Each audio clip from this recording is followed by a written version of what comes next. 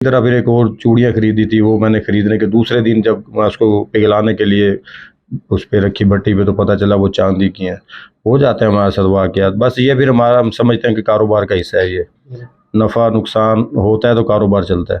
तो बस शौक यही है कि सियासत में भी हम खिदमत वाला ऐसा काम करें कि मरने के बाद भी हमें सुकून हो, और हम मुतमईन हो कि हमने जो काम किए हैं वो लोगों की खिदमत की है।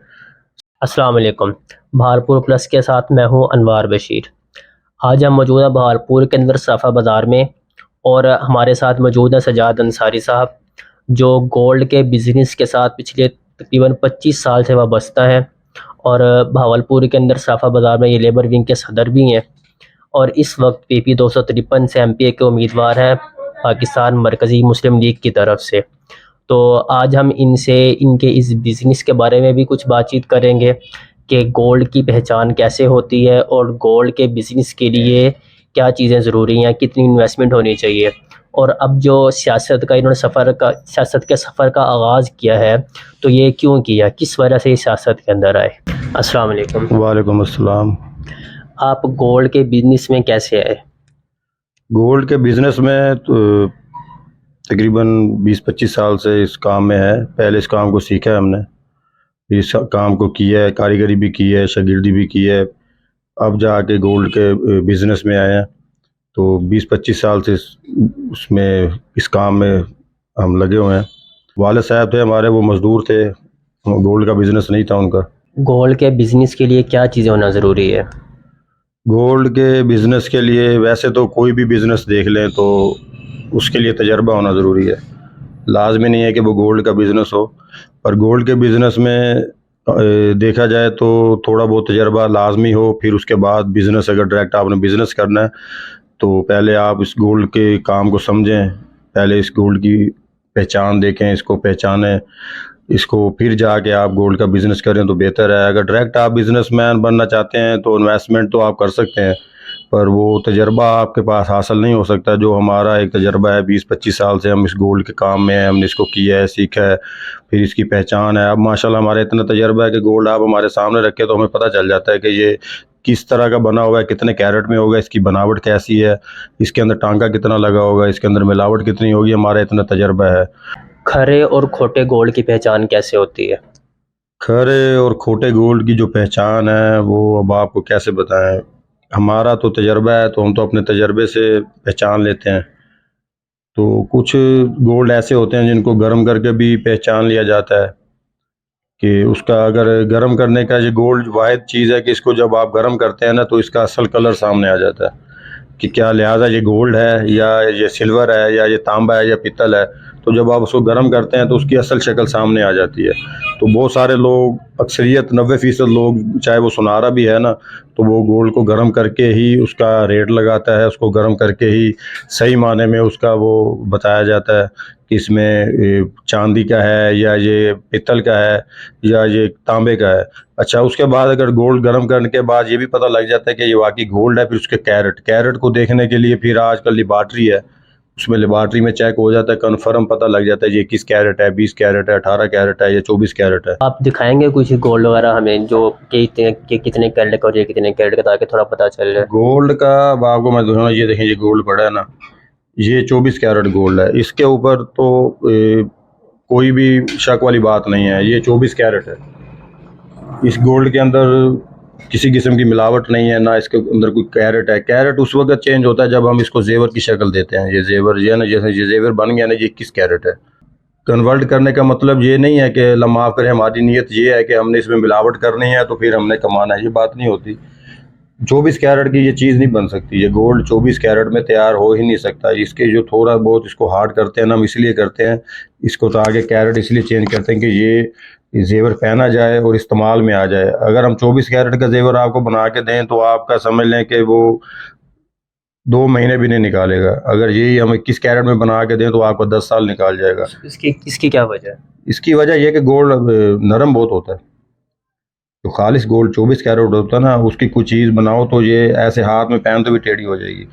21 कैरेट करने का मतलब ये होता है हमारा कि इसका मकसद ये होता है कि ताकि जेवर बन जाए, इसके ऊपर कटिंग हो जाए, इसके ऊपर चमक आ जाए, और ये पहना जाए और खूबसूरती भी आ जाए। 24 कैरेट के गोल्ड में कुछ चीज़ें बन सकती हैं मुख्तसर सी, जो डिज़ाइनिंग में नहीं आ सकती। अगर आप कस्टमर कहता है हमें कि नहीं जी हमें 24 कैरेट ही चाहिए, तो उसमें ये चीज़ नहीं बन सकती। तो हमारा भी माशाल्लाह बाज़ार में मेयार है, हम भी जो कैरेट देते हैं स्टैंप लगा के देते हैं और हम कंप्रोमाइज़ नहीं करते। बहुत सारे लोग कस्टमर आते हैं नाराज़ भी हो जाते हैं कि भाई आप रियायत नहीं करते, आप तो बिल्कुल भी कंप्रोमाइज़ ही नहीं करते किसी चीज़ के ऊपर। तो मैं यही बात करता हूँ कि जब हम अपने मेयार पे कंप्रोमाइज़ नहीं करेंगे तो हम फिर उजरत नहीं छोड़ सकते। कभी आपके साथ ऐसा हो कि कोई कस्टमर खोटा सोना बेचने आया हो? हाँ हाँ, हो जाता है हमारे साथ। मौके पे ना भी पता चले तो बाद में पता चल जाता है हमें ना, फिर अफसोस के अलावा हमारे पास कुछ भी नहीं होता। जो लोग कहते हैं ना कि जी सुनारा कभी नुकसान नहीं करता अपना, तो वो गलत सोच है उनकी।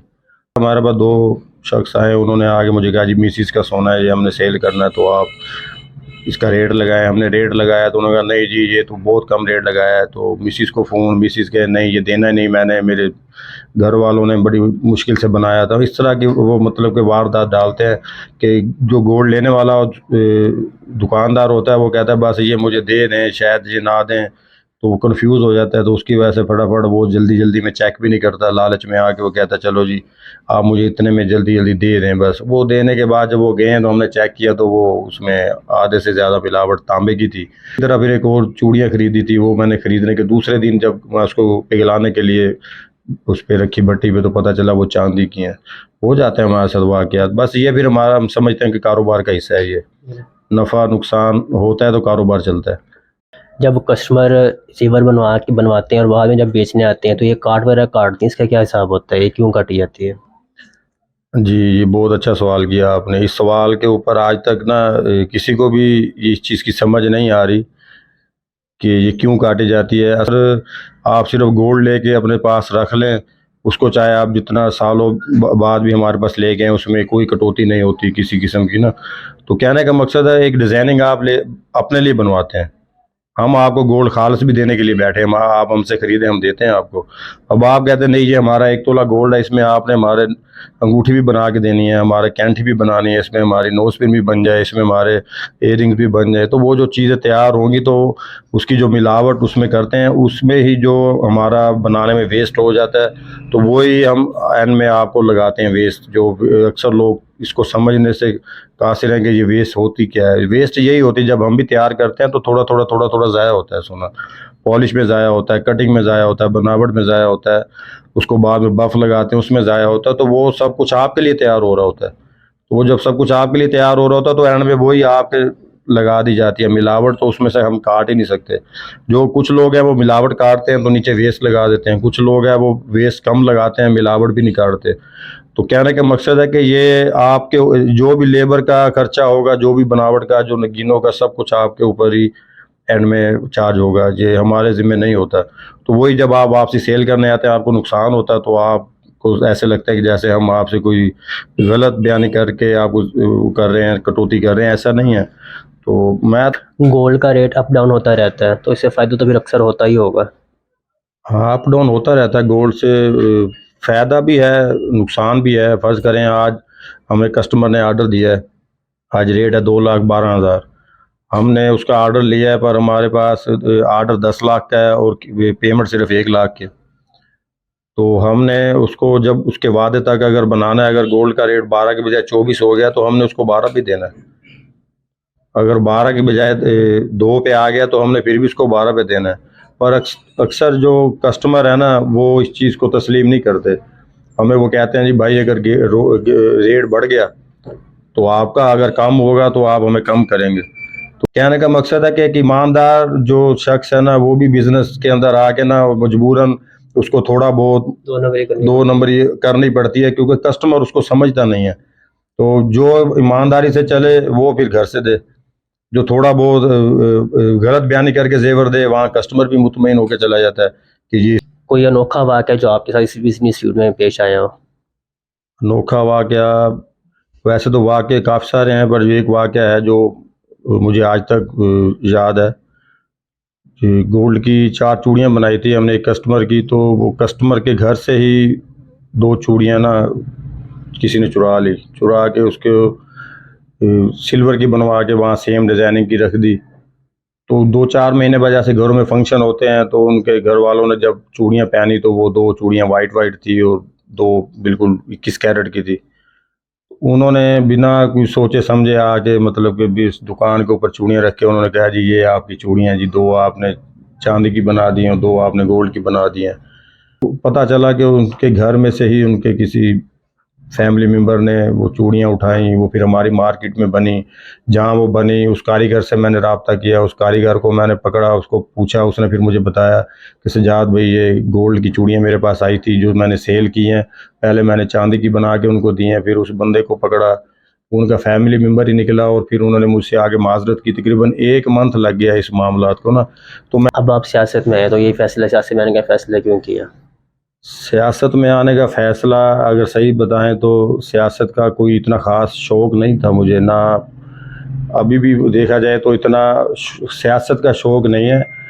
असल में शुरू से बाज़ार के अंदर थोड़ा बहुत लेबर के साथ मेरा अटैचमेंट थी। मैं जो ये कारीगर तबका होता है ना, इनके साथ मैं शुरू से चलता आता हूँ, सपोर्ट करता हूँ। तो खुद कारीगर था, खुद मेहनत करके ऊपर आया हूँ, तो हमेशा नीचे वाले तबके को देखा है तो उसका एहसास किया है, उनके साथ चलने की कोशिश की है। तो बाज़ार के अंदर थोड़े बहुत मामला जो भी होते थे तो मैं लेबर के साथ तामन भी करता था, उनके साथ अगर वो हक पे हैं तो खड़ा भी हो जाता था, जिसकी वजह से लेबर ने मुझे पसंद किया और मैं लेबर का सदर भी उन्होंने मुझे मुंतखब किया। फुल्ला भाई हैं इधर हमारे, इधर बहावलपुर के मरकज़ी मुस्लिम लीग जमात के सेक्रेटरी हैं, जनरल सेक्रेटरी, तो उनसे उन्होंने मुझे मिलवाया। फिर मैं उनके साथ ये जैसे सैलाब ज़दगान और ये नहरों में जो वाक़यात, इस तरह के मामलात में साथ जाता रह गया। तो मैंने इनका प्लेटफार्म देखा, इनका माशाल्लाह बहुत अच्छा काम है, इनका बड़ा फलाही काम है इनका। तो इस जमात के साथ खड़ा मैं सिर्फ जिस मकसद से हुआ वो मैंने आपको बता दिया कि शुरू से मेरा जो